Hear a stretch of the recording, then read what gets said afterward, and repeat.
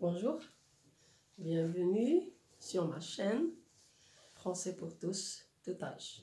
Alors toujours dans la grammaire où il y a des difficultés et aujourd'hui on va savoir quand employer le mode subjonctif. Très souvent, les élèves ne savent pas quand employer ce temps et ce mode. Donc quand employer le subjonctif? Premièrement, on emploie le subjonctif après la forme impersonnelle. C'est une forme impersonnelle, c'est-à-dire elle est toujours à la troisième personne. Alors les formes impersonnelles en question, il faut, ça vous connaissez, il se peut, il est, plus l'adjectif possible, il est probable, il est obligatoire, il est nécessaire, il est indispensable, il est préférable. Alors on a l'exemple suivant, il est probable qu'il pleuve demain. Donc j'ai l'expression il est probable que et j'ai le verbe pleuvoir au subjonctif. On emploie aussi le subjonctif après les expressions de subordination suivantes. Avant que, en attendant que, jusqu'à ce que, et là ils expriment le temps, pour que, afin que, et là on exprime le but, à condition que, pourvu que, on exprime la condition, bien que, quoique, on exprime l'opposition ou la concession, sans que, à moins que, la restriction, de peur que, de crainte que.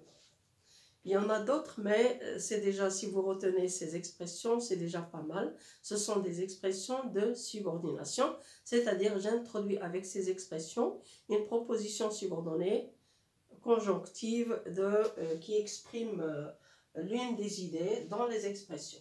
Alors on a la phrase suivante, il traverse le jardin sans que personne le voie.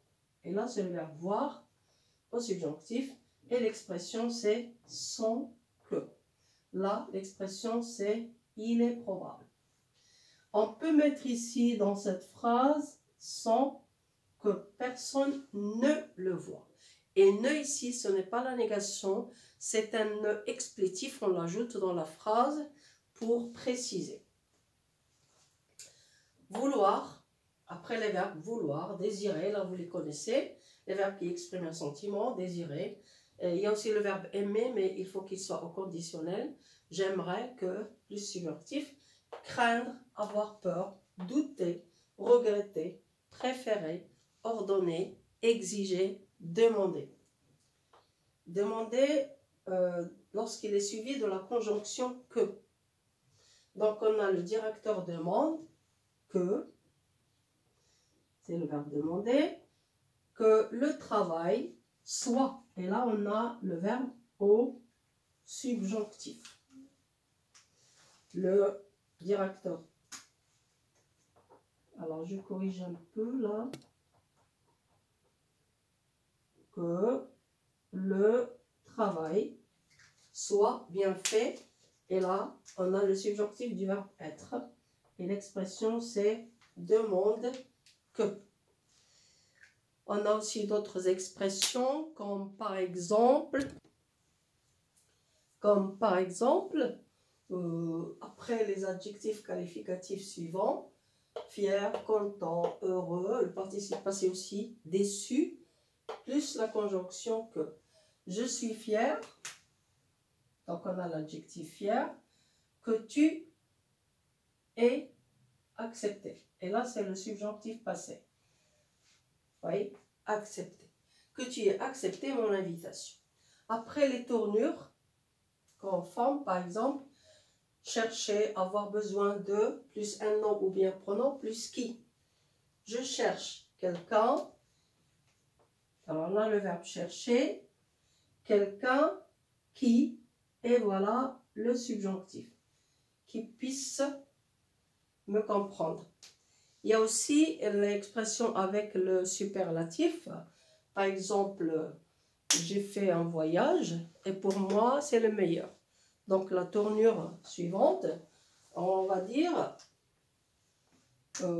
c'est, et je mets le superlatif meilleur, et je mets le nom, c'est le meilleur voyage que je l'ai fait, que j'ai fait. Et là, c'est le subjonctif. C'est la meilleure personne que je connaisse. Oui. Donc là, on a le superlatif meilleur plus, pardon, que, le pronom relatif que, plus le subjonctif. C'est le meilleur voyage que j'ai fait. Pardon, je m'excuse. Donc, le superlatif meilleur. Voilà la première construction. Voilà la deuxième. Avec le meilleur et le pronom relatif que. Là, c'était le pronom relatif qui. Alors, j'espère qu'on a compris les emplois du subjonctif. Essayez de repérer dans les textes que vous lisez le subjonctif et regardez l'expression qui est avant le subjonctif. À la prochaine fois.